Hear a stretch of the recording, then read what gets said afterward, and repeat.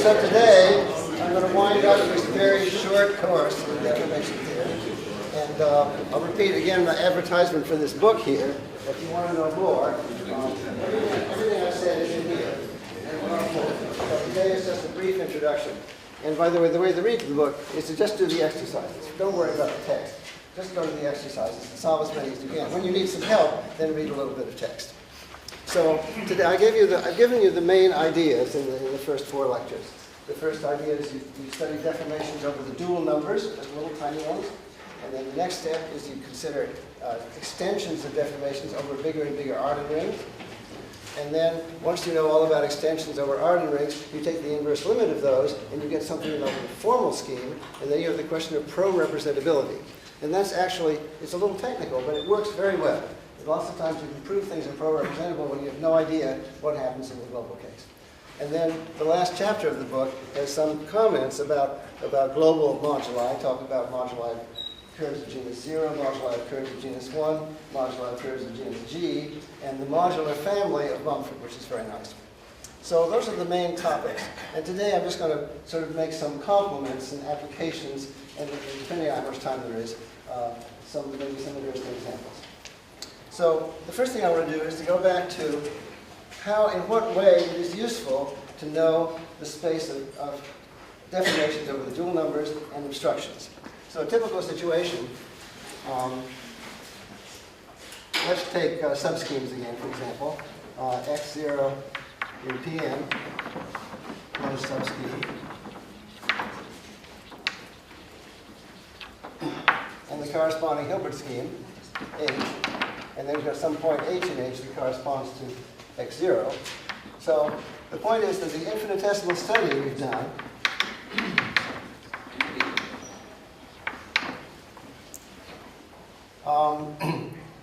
our infinitesimal study of a closed subscheme said that the tangent space, I'm going to call it a tangent space. It's the tangent space over there. It's really just the deformations over the dual numbers is given by H0 of x0 and the normal sheaf of x0 in Pn. And then the obstructions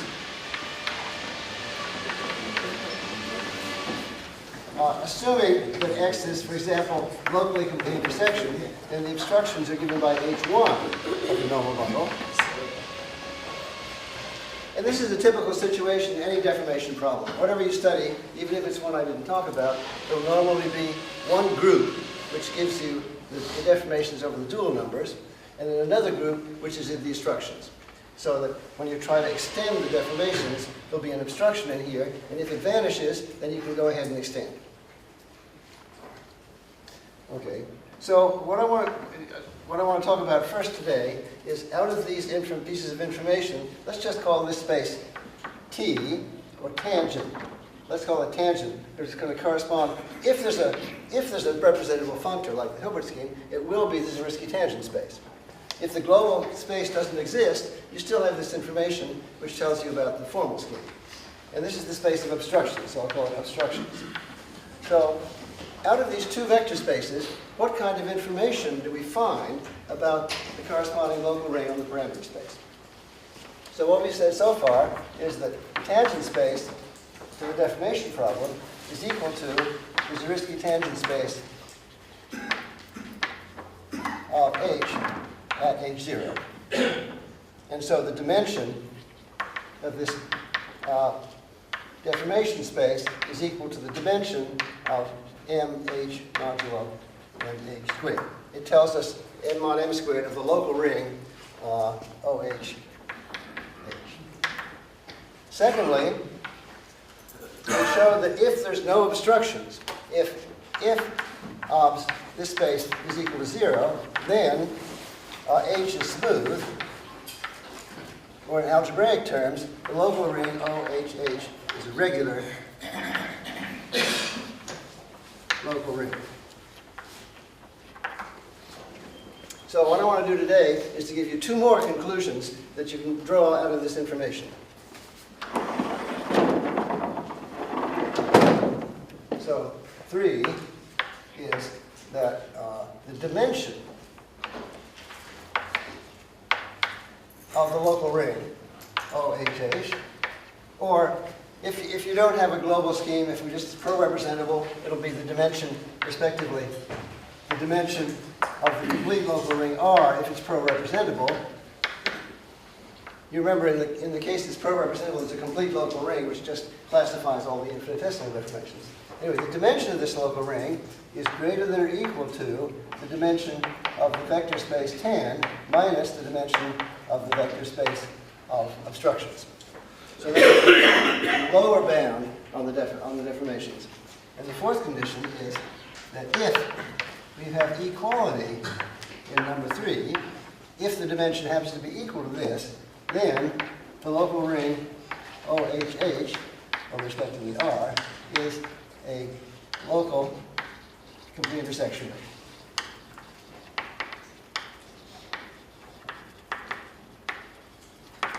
So both of these give interesting information about the global parameter space that it exists, or about the complete local ring if you just have a pro-representable function.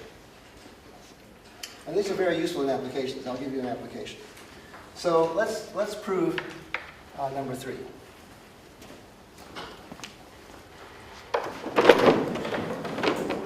And I'll change the notation a little bit now. I'm going to let, what shall I call it? R. Okay. Let's let R be either the local ring of the representing scheme, like a Hilbert scheme, or the local ring you get by pro-representative function. So R then is a complete local ring. Oh, I take the completion of this. R is a complete local ring.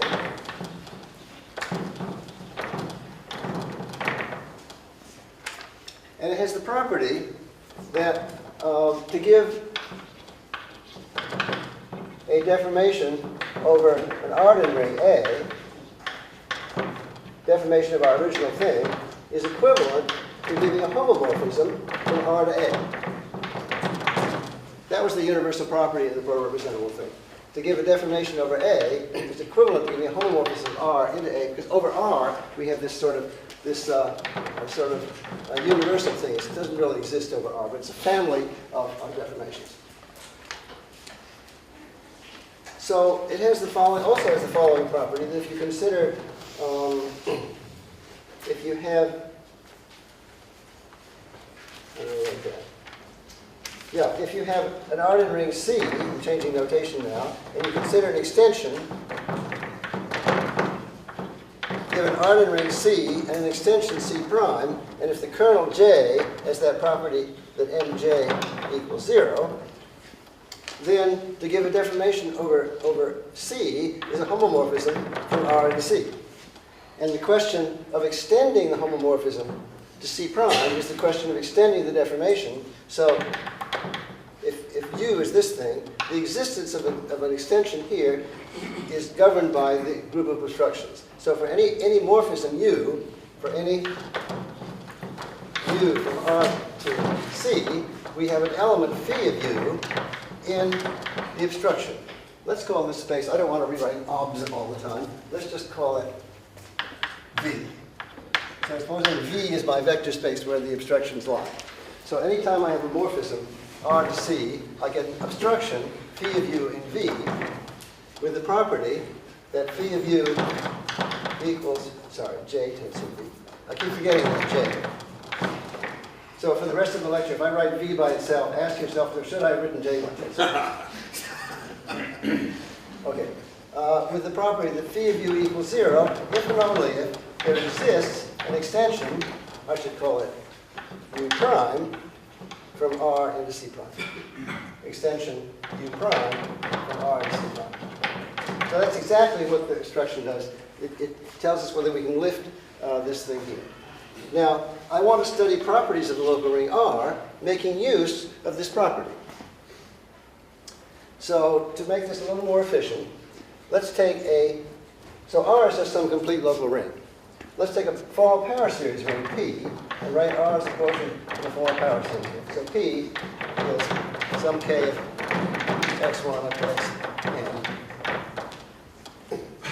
Such that R is the quotient, and let's write the kernel of that R. So as far as the formal power series ring is concerned, if you have a map P to R to C prime to C from the formal power series, you can always exist in a lifting to C prime because you can just take the variables and lift their images arbitrarily. So this always exists. Let's call this F. And then once I have F from I to C, there will be a restriction F bar to I to J here. So in order to lift, in order for the existence of U prime, I should be able to choose F in such a way, of course F is not unique, I should be able to choose F in such a way that F bar is 0. Okay?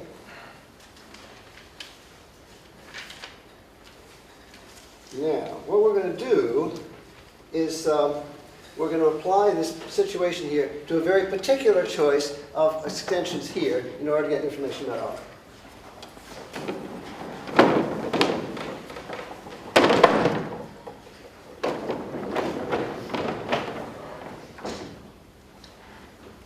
Let's see now.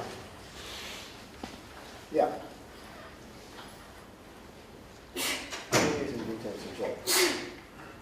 So, choose some integer n, choose some integer n, and I'm going to consider the sequence 0 goes to I plus, this is the ideal, I'm taking the fixed ideal up there, it's like I plus m to the n divided by m times I plus m to the n goes to p modulo mi plus m to the n goes to a mod m to the n goes to 0. Consider this sequence. It's just a sequence of, they're actually Arden rings because I've got an m to the n in each one, so they're all finite. So I'm going to call this C, and I'm going to call this one C prime, and then this one is this thing.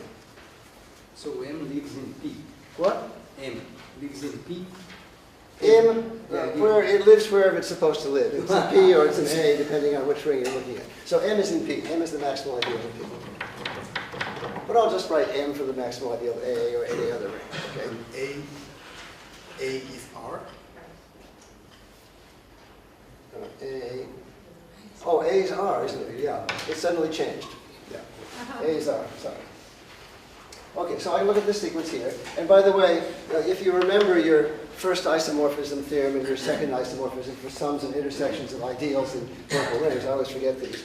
You know, what you have to teach when you teach a beginning algebra class. This one here is the same thing as I modulo mi plus I intersected with m to the n. Okay, so I just rewrite that. That's one of those isomorphism theorems. And now, furthermore, I'm going to use a non-trivial result, and that is the Arden-Ries lemma. So Arden-Ries lemma. It's always nice when you're giving a proof to realize that it really uses something. So remember the Arden-Ries lemma is a statement about relating a maximal ideal and ideal n, in which case, in this case, what I really want to know is that for n sufficiently large, I intersect m to the n is contained in mi. The way I remember the Arden-Ries lemma is that if you have a ring and a module and a submodule, and you look at the m-adic topology on the submodule, see, this topology here, I intersect m to the n, would be the m-adic topology on P restricted to I. And the powers of m times I would be the m-adic topology on I. And the theorem says those topologies are equivalent. So that means that the topology defined by I intersect m to the n eventually is inside the m-adic. If I could make it inside of m to the k times I if I wanted, but I don't. Anyway, so that's what the Arden-Ries lemma tells you. So I choose n sufficiently large now. Now I'm going to choose n sufficiently large in such a way that this happens, and then this piece here doesn't matter. I can just throw it away because it's contained inside mi. So now my sequence looks like, let's take a new board.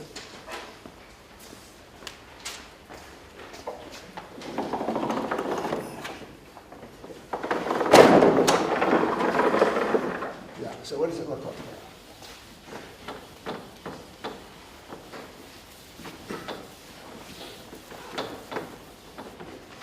Okay, so now, here's what I'm going. Now I've got 0 to I, to P, to R. I'm copying that sequence up there, but I'm going to replace JC prime C by this one here. And then here I have I mod MI goes to P modulo, whatever it is, MI plus M to the n. And this goes to R mod M to the n, and that goes to 0. Right? And I now fixed n sufficient. I fixed n sufficiently large such that this happens. Now we have a natural map U from R to R mod M to the n. And I want to study whether it lifts to a map U prime. So in order to do that, I lift it somehow or other. Well, there's an obvious way to lift it, to get a map from P to this thing here. And then I get an induced map, F bar, which is also obvious from I to I mod n sub I. And what does our obstruction theory tell me?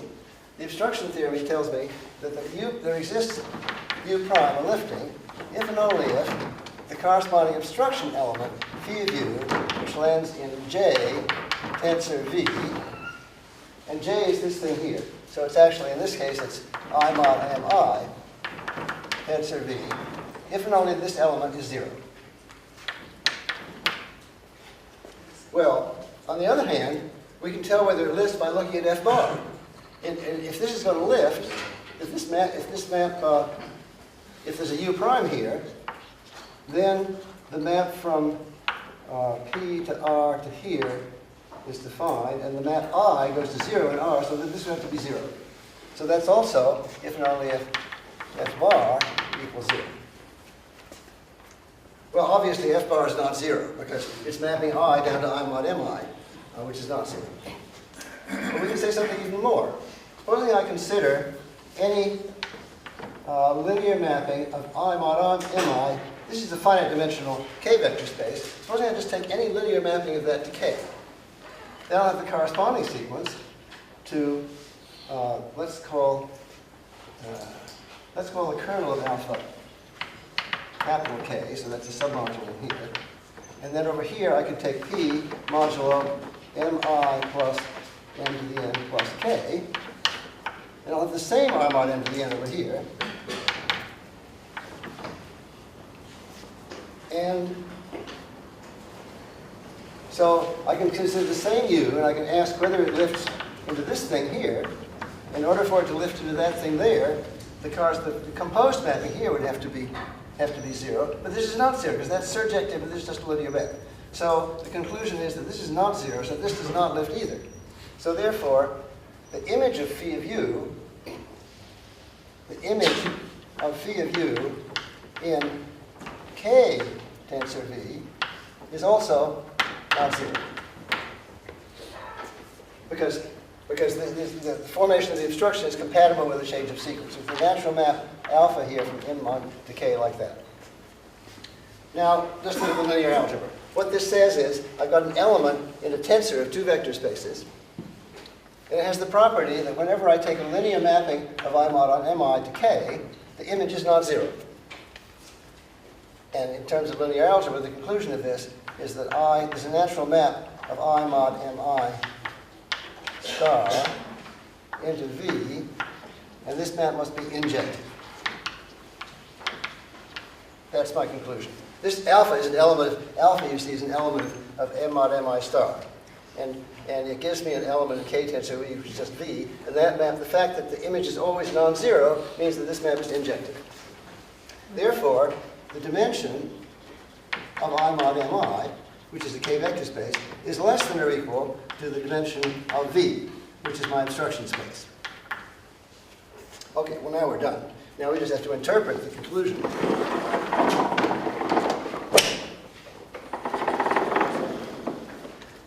So the interpretation is, we have this ring R, which is defined as P modulo I, and P has some number of variables. What was it?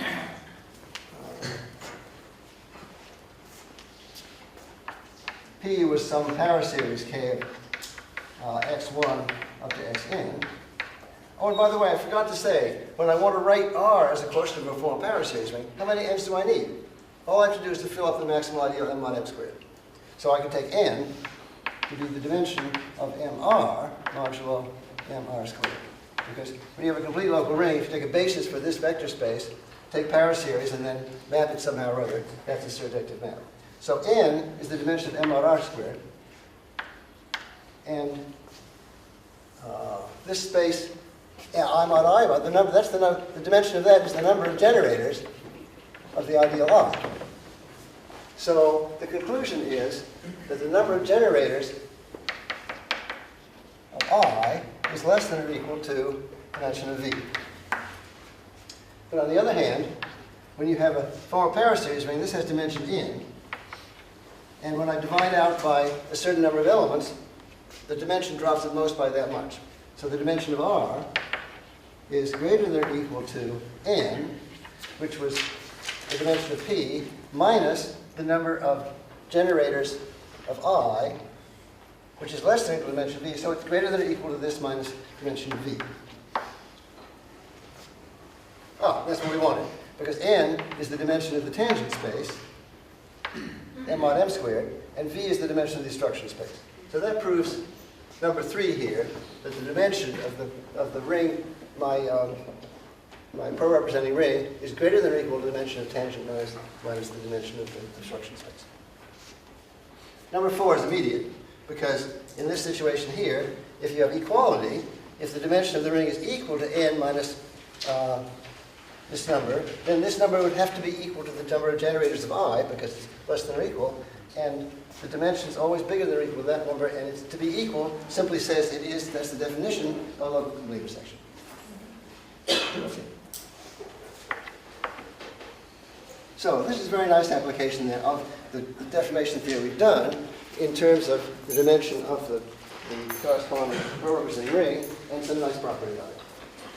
And by the way, of course, if the earlier statement that if the obstructions were 0, what does it say if the obstructions are 0? Then it simply says dimension of R is greater than or equal to n. And we also know it's less than or equal to n, so that's the number of things there, so that makes it a regular local ring. Good. Okay. So, now let me give you an application of this.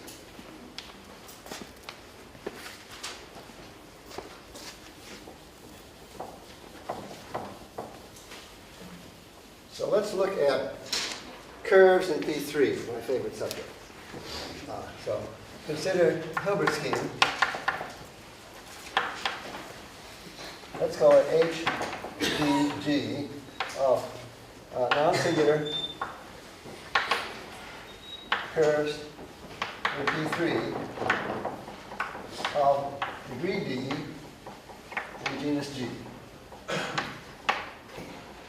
And we've already seen several examples of these in the series of lectures this week. We've talked about conics in the plane, we've talked about curves of degree D in the plane, we've talked about twisted cubic curves in P3.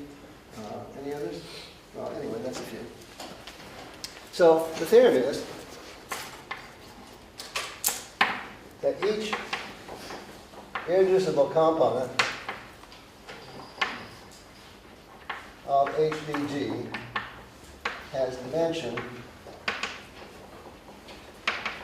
greater than or equal to 4D. And furthermore, if equal, then that component is a locally complete intersection key.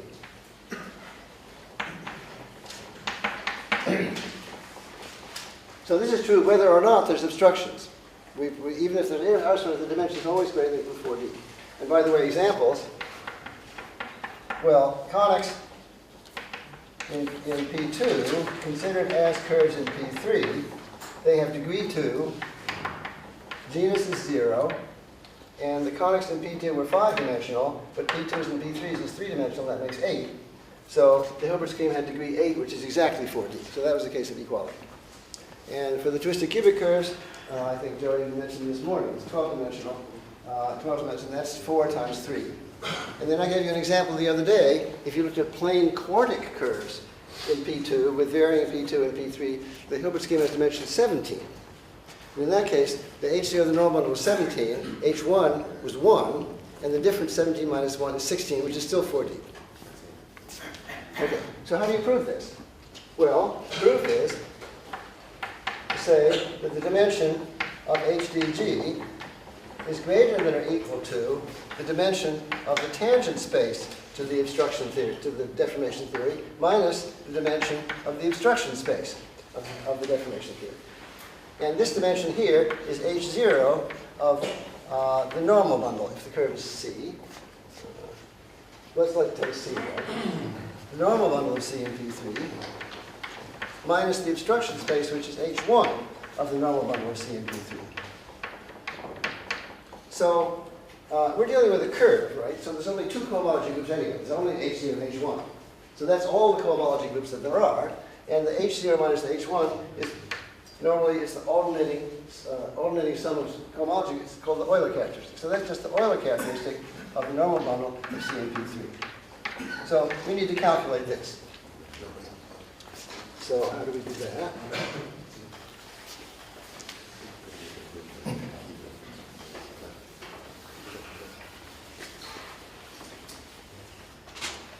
What was that recipe somebody gave me? When you give a lecture, like a colloquium talk, there should be at least one proof, at least one joke, and you have to tell which is which. Okay, so I'm going to give you, that was the joke. Now I'll give you the proof. So we have a circuit. C is a non-singular curve in P3. We want to compute the Euler characteristic of the normal bundle of C in P3. So it's a non-singular curve. So the normal bundle is the real honest normal bundle. So there's an exact sequence which goes 0 to the tangent bundle of C, goes to the tangent bundle of P3, restricted to C, goes to the normal bundle of C, goes to 0. Any smooth variety in a projective space, you can get the normal bundle this way as a quotient of the restricted tangent bundle of the ambient space by the tangent bundle of the subvariety. Now, on the other hand, well, first of all, what's this? The tangent bundle on a curve is an invertible sheaf. It's the dual of the canonical class. The canonical class has degree 2g minus 2. So this has degree 2 minus 2g. Now, what about the tangent bundle on P3? Well, there's a famous sequence on P3. It goes 0 goes to OP3, goes to direct sum OP3 of 1 4 times.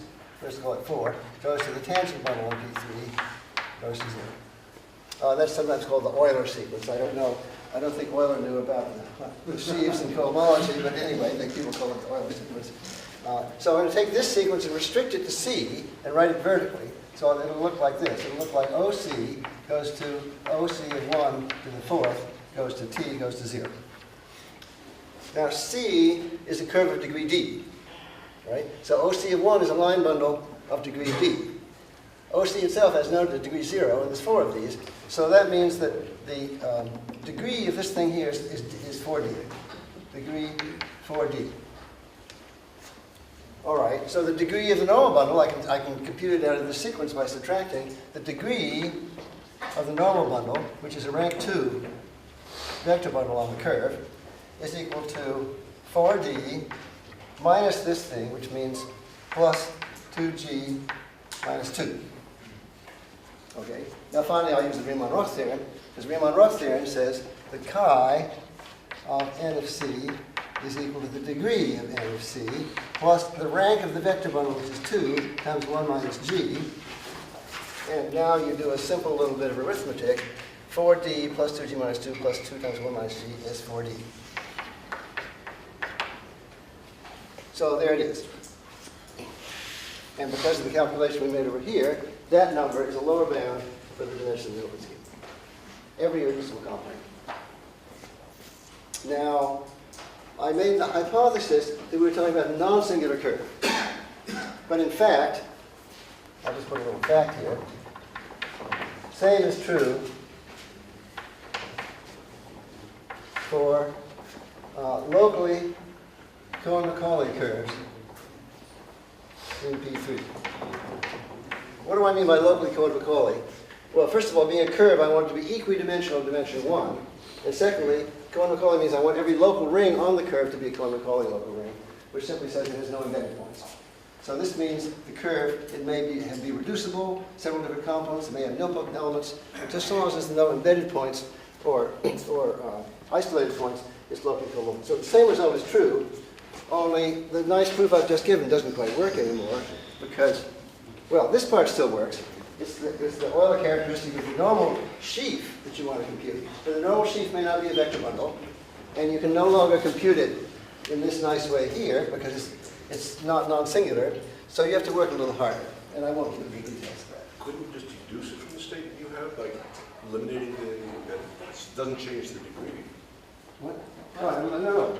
There's no embedded points. I'm assuming there's no embedded points. But I'm saying, couldn't you deduce the case where you do have embedded points from that statement by associating to a scheme with embedded points? Yeah, no. The result is different. In the case of embedded points, there's another factor. The number of points occurs in there somewhere. I forget. Well, that just increases the... It increases it. It increases it. Yeah, so you still get the same lower bound. Yeah, but the point is to prove the lower bound for local Cohen-Macaulay. It requires more proof. This proof doesn't work. Okay. But again, I mean, can't you deduce it from... No. How are you going to do that? Well, you associate to a scheme with embedded points. No embedded points. There's no embedded points to begin with. I'm talking about locally Cohen-Macaulay scheme. So it's some reducible curve, and some components have nilpotents all along on them, like the multiplicity structure of multiplicity 5 on a... And you cannot deduce it from the smooth curves, unless you know a great deal about the structure of the nilpotents and so on. Yeah. No, the difference is, instead of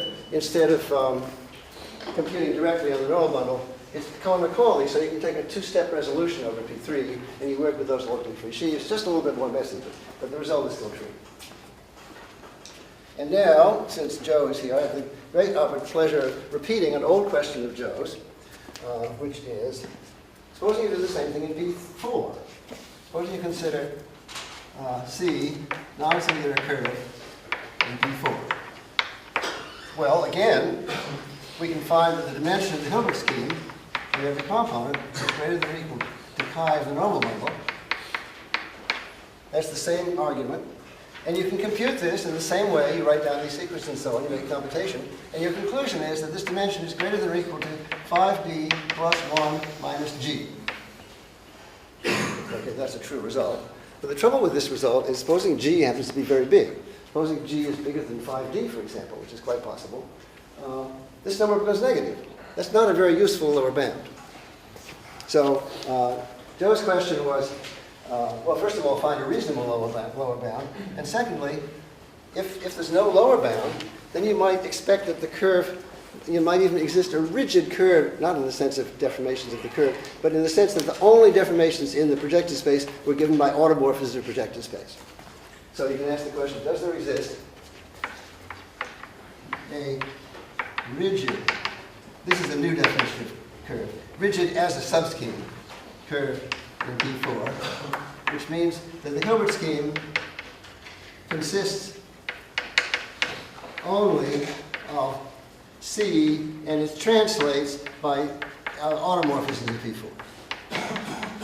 Of course, if you have a curve, you can always translate it by automorphisms, but that might be the only one. Well, the answer is yes. The rational normal curve has this property.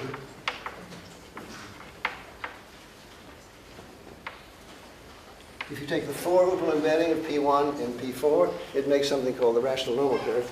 And the only deformations of it in P4 are automorphisms. But of course, are there any others? So, this question was, what, 30 years ago or something? It's a long time ago, and we don't have any answers. Okay, so how am I doing for time? Oh, good. Wait a minute, I started late too. All right, so...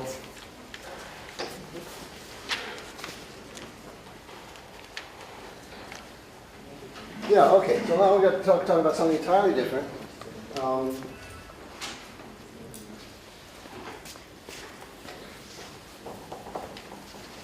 I have several things to talk about.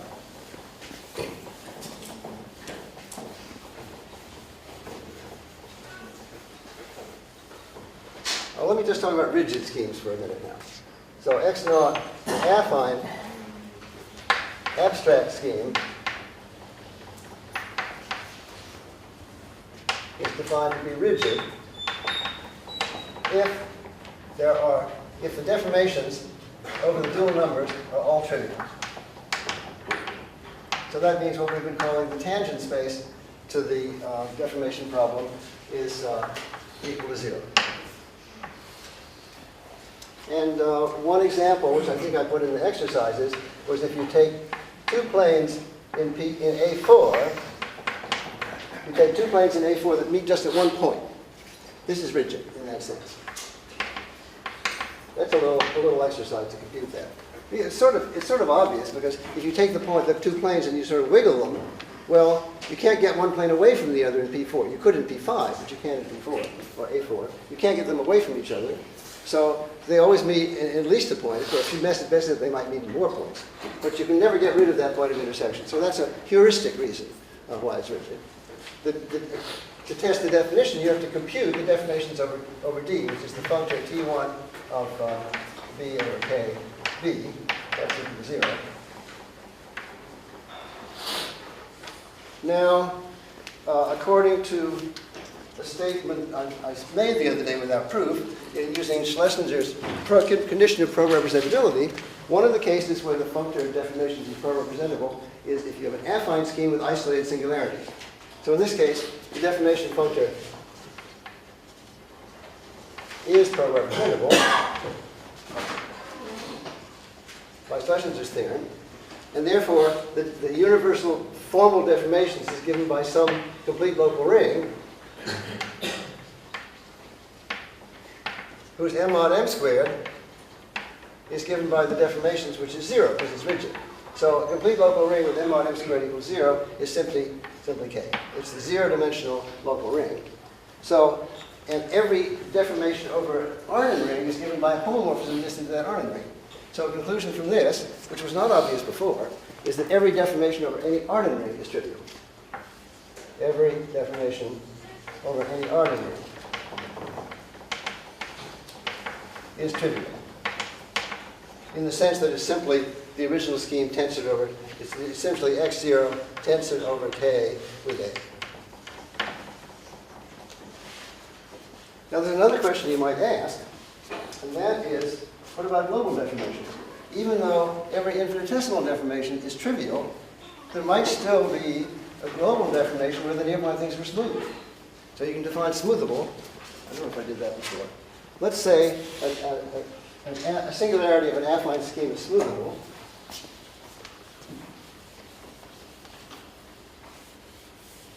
So if x0 is an abstract affine scheme, we'll say x0 is smoothable if there exists a flat family xt over some base space T, like a curve. And T is a non-singular curve. And x0 over 0 is the given x0. With the property that, first of all, xt is smooth for t not equal to 0. And then, of course, the trivial example is just take away the singular point. But we don't want to allow that. So I have to, how do I say that? Well, if x0 has an isolated singularity, you're not allowed to take away you're not allowed to deform it and just take away this, the bad point. See, do I have to say something?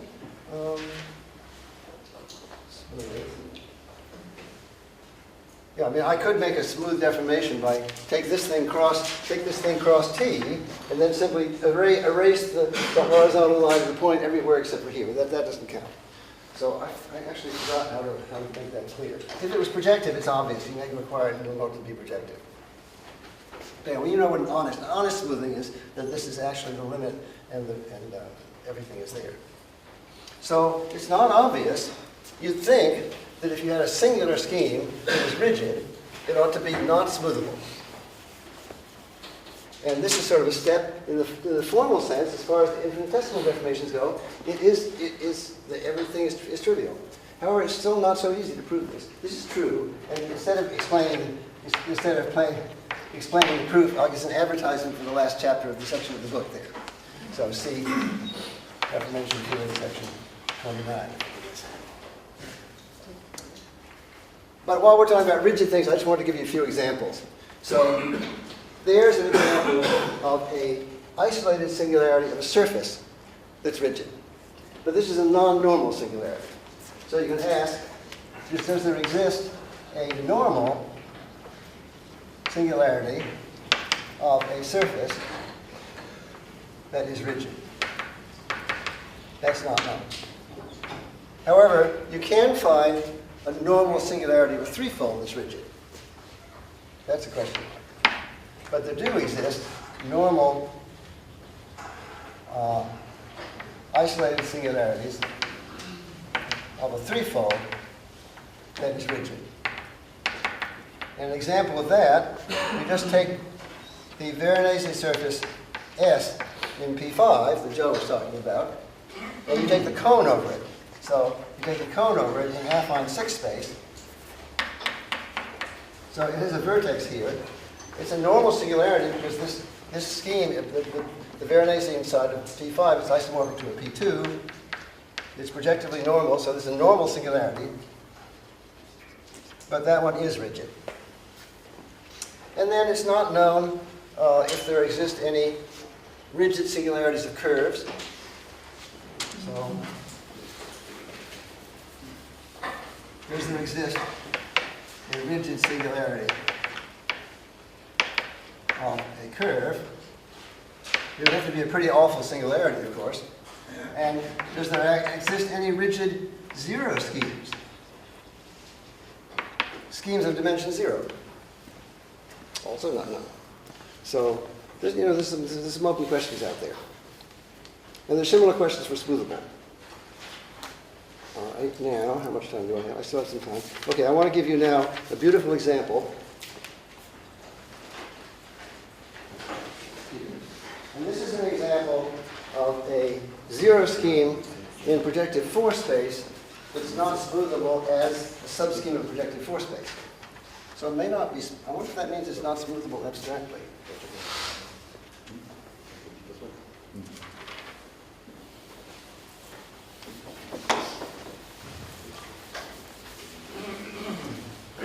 Okay, so I want to study the Hilbert scheme, Hilb 8 of P4. This 8 means the Hilbert polynomial is 8. So zero-dimensional schemes of length 8. Zero-dimensional schemes of length 8. And there's some obvious zero-dimensional schemes of length 8. You just take 8 points, 8 distinct points. So if I take a sum of pi, I equals 1 to 8 distinct points, that's a zero scheme of length 8. There's lots of them. And you can count the dimension. This defines an irreducible component. So if you take these and you take their closure, you get an irreducible component of this hill of dimension 8 times 4, which is 32. Okay, so the Hilbert scheme has this one big component. These are the smoothable. I call them smoothable because if I take the closure, then I'm going to get some subschemes, like if you let them fall together at one point, you'll get something growing at a point, sort of like a mushroom growing out of that point. But that's a zero-dimensional scheme, but it's smoothable because it's a limit of a collection of smooth points because it's in the closure there. So by definition, the closure of this thing here consists of the open set U of distinct points plus smoothable things which may be concentrated at a single point or several points. But what I want to show you is that there exists another irreducible component. There exists another irreducible component of dimension, this is dimension 32, of dimension 25, whose general member, and the Hilbert scheme is smooth at the generic point. So at a generic point of this component here, the Hilbert scheme is actually smooth, and therefore it could not be in the closure of that one. So this gives you, it's very curious, there's a smaller dimension. Normally you'd expect a singular thing to be larger dimensional thing. But there's actually a smaller dimensional component of the Hilbert scheme, and the general member is smooth. The Hilbert scheme is smooth here, so it cannot be in the closure. So these are non-smoothable singularities. And here's how you do it. Take R to be K of X, Y, Z, W. So, and localized at its maximal ideal, which is X, Y, Z, W. So this is the local ring. It's the local ring at 0, 0, 0, 0, 1 in this projective space. Okay? And I'm going to consider the scheme defined by the ideal R mod I, where I is equal to m cubed plus v, and v is the subspace of m squared mod m cubed of dimension 7. Okay, see the picture? So m squared mod m cubed is a 10-dimensional vector space. You got these 4 variables, right? It's the squares of all possible things of degree 2 monomials in x, y, z, w.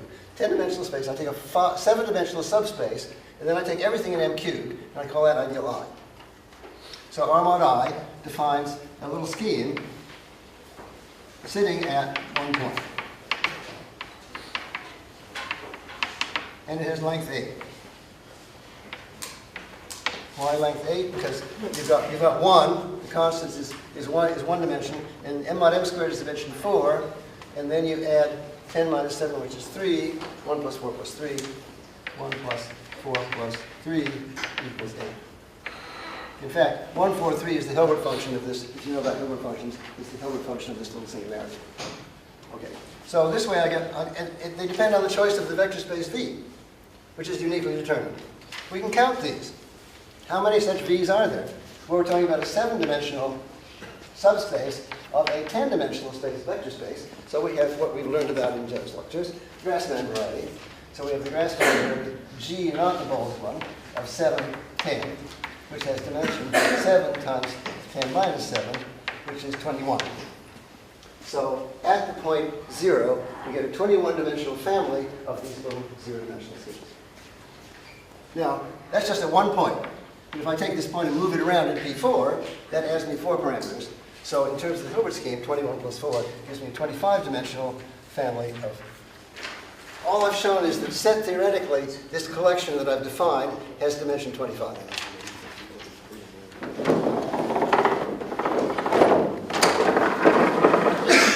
We haven't computed any deformation theory yet.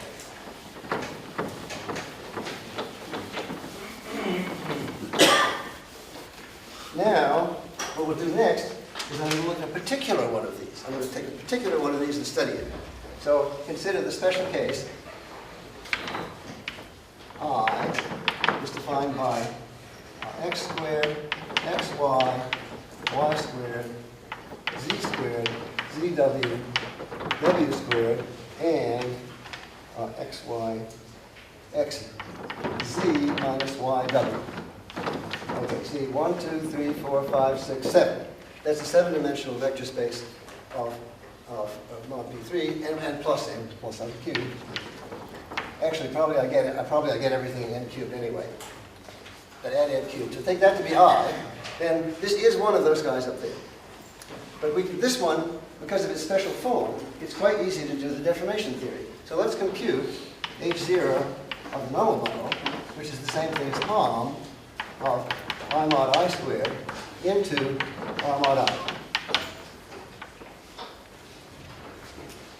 So you see I is generated by all these 7 things. So I has these 7 generators like this, then it has some more stuff in higher degrees. And over here we have R mod I, which is 1 in the constants, and then it has 4 linear things and 3 in dimension 2. And there's a little computation you have to do, but I'll tell you what to do. First of all, consider sending the 7 generators, all of them, into m squared. Obviously, any linear map of the 7 generators into m squared will give you a homomorphism, because after m squared, there's nothing there, so I don't have to worry about these guys. So that's free. So the 7 of these and 3 of those, that's already 21 parameters. And then, if you do now work modulo those, it's easy enough to show that the remainder of the function is determined by what it does to this guy into the m squared piece. And that's 1 of those and 4 of these. So you add 21 plus 4 equals 25. So I didn't quite do the computation, but if you stop and work it out, you'll find the dimension of this vector space here is 25. Now what about the deformation theory? This obviously is not local complete intersection, so we can't look at H1. I mean, you could say H1 is 0 because it's a zero-dimensional scheme, but that has no meaning because it's not useful because it's not. Yeah? I'm just curious. Among all the deformations, Yeah. you have those that are obtained by just translation and Translation. moving the point around. Oh, moving it around in P4, yeah. So that would seem to give you a sort of canonical four-dimensional subspace. Yeah, that's it. Yeah, that must be it. Which, Or subspace. yeah, that's what's puzzling me. Oh, yeah, because I've got this 4 as quotient That's space. a quotient. Exactly. But the subspace, what is it going to do? If you move them around,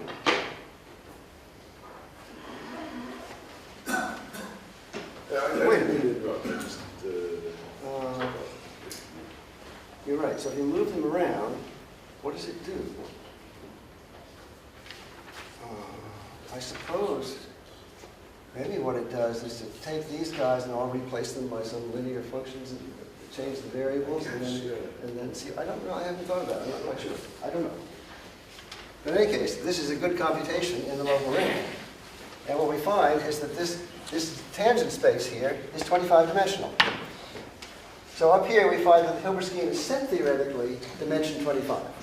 So it's a set of dimension at least 25. So every local ring in it must have, the local ring has dimension 25, and therefore its m mod m squared has dimension greater than or equal to 25.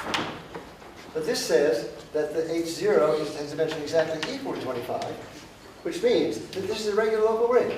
So the scheme, Hilbert scheme, is smooth at this point. This point, the particular point we've been studying, of dimension 25. And therefore, it's certainly not in the closure of that thing, because if it was in the closure of that thing, the closure is dimension 32, and it could not possibly have it could be smooth, but it couldn't have something of dimension 25. So, here's this wonderful example. This example was originally given by Yarabino and Amstelem, I think, and then it's been modified by unknown people in between. And more recently, it's been studied by a student of Eisenberg in Berkeley, Daniel Irmer, and he has a couple of papers on the subject. Now, they computed all kinds of stuff. They found the intersection of the scheme with that one, and they tried to find out if there's any other components of the Hilbert scheme. I can't remember if they succeeded, but their guess is that this is the only other component. There's no other components. And they also believe that 8 is the smallest number for which something like this happens. So they claim that the Hilbert scheme of 0 schemes in P4 for up to 7 is actually irreducible. They've been really working on this example very hard, and they're trying to generalize it. And by the way, why do we go to P4?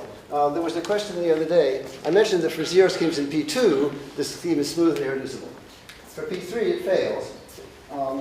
And again, it's Tony Yarabino who found that example. His first example was a 0 scheme at one point of length 106 or something like that. So people have been trying to make that smaller, and I think Irman and his team have got it down to 95 or something. So in P3, there exist schemes, 0 schemes of length 95 that are not a smoothable thing. But on the other hand, they can prove that any 0 scheme up to dimension 6 or 7 is smoothable, and there's a big gap there. So the situation in P3 is not clear. Now, was I going to say anything else? Well, I started a little bit late, so I still have a couple of minutes. What else did I say? Oh, yeah, right, I forgot. One more thing. Just to stretch your mind. What did I see? I saw a Chinese fortune cookie one time. It says, once your mind has been stretched by a new idea, it will never regain its original shape. So here's another idea, which if you haven't seen before, is nice to think about.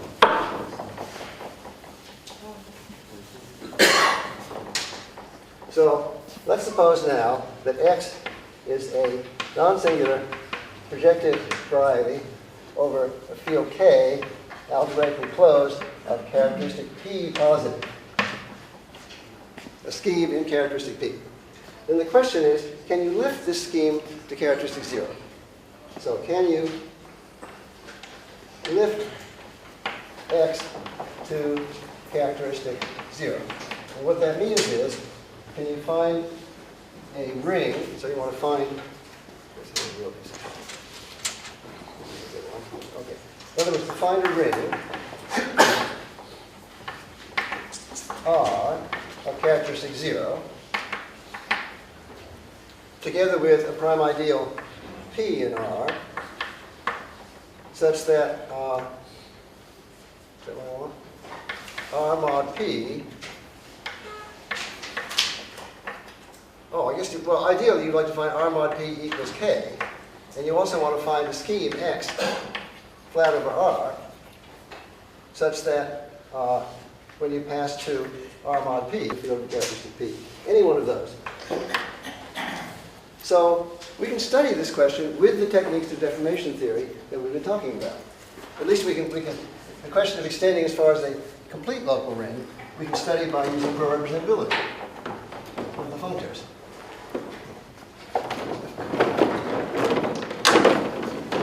So what can we say?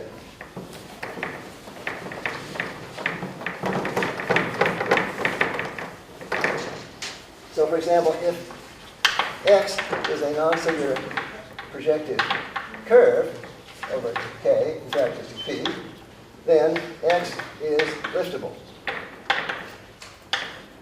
So how do you do that? You start with the residue field K, and then instead of taking the dual numbers K of T, if you have the bit vectors here, W, so W modulo M is equal to K, and W modulo M squared is what? It's something that looks characteristic P at the residue field, but it's tending towards characteristic 0. So we don't have an inclusion of K in here, but it's still a little ordinary of length 2, and the deformation theory we can do just as we did before.